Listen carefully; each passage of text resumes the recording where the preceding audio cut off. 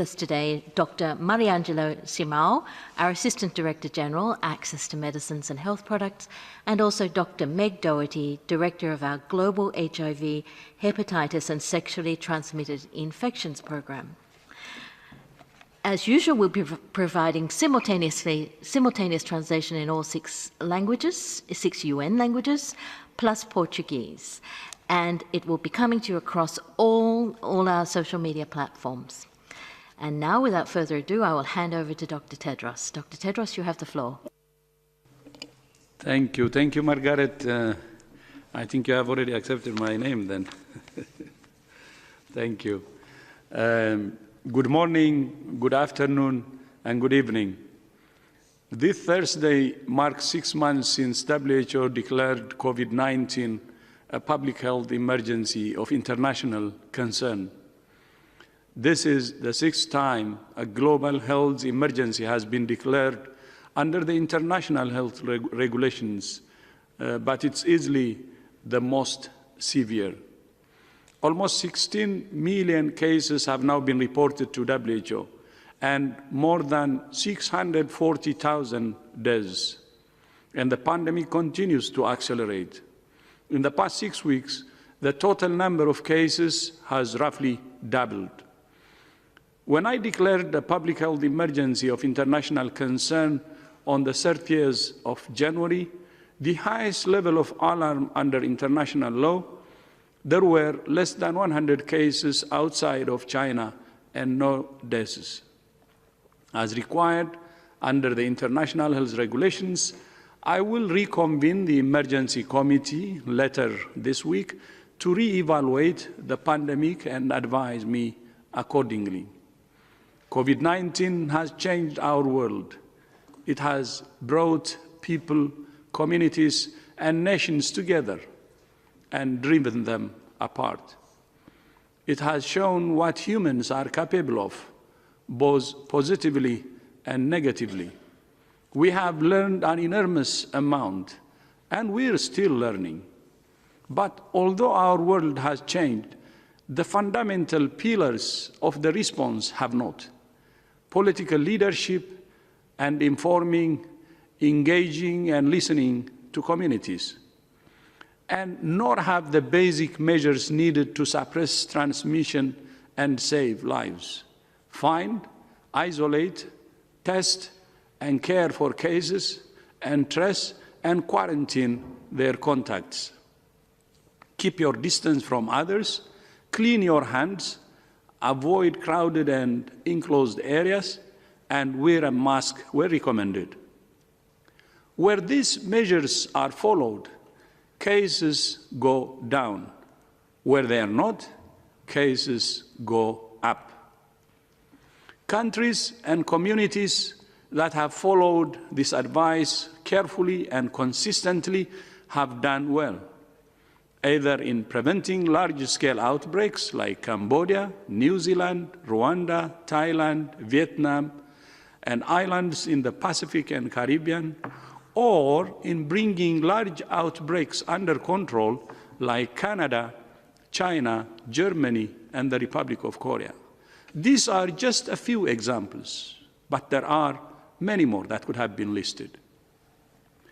The bottom line is that one of the most fundamental ingredients for stopping this virus is determination and the willingness to make hard choices to keep ourselves and each other safe. Over the past 6 months, WHO worked tirelessly to support countries to prepare for and respond to this virus.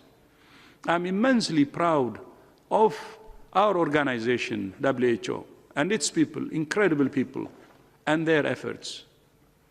Within days of learning of the first cases in China, we published extensive guidance on how to find, test, and treat cases and protect health workers.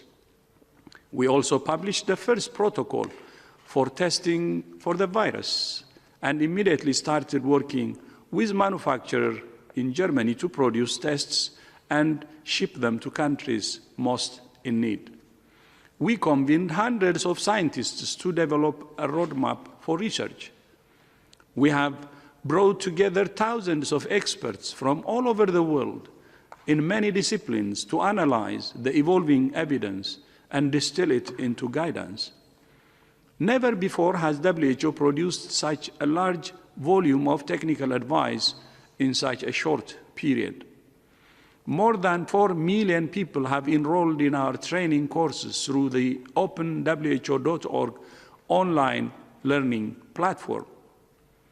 We launched the Solidarity Trial to find answers fast about which therapeutics are the most effective. We launched Solidarity flights to ship millions of test kits and tons of protective gear all over the world. We launched the Solidarity Response Fund, which has so far mobilized more than $225 million from more than 563,000 individuals, companies, and philanthropies. In addition, we mobilized more than $1 billion from member states and other generous to support countries. We worked with community organizations, religious groups, the public and private sectors, tech companies, and many other groups to fight the infodemic. And we have formed the Accelerator to speed up the development, production, and equitable distribution of vaccines, diagnostics, and therapeutics. We have done an incredible amount, but we still have a long, hard road ahead of us. And we know that the impacts of the pandemic are felt far beyond the suffering caused by the virus itself.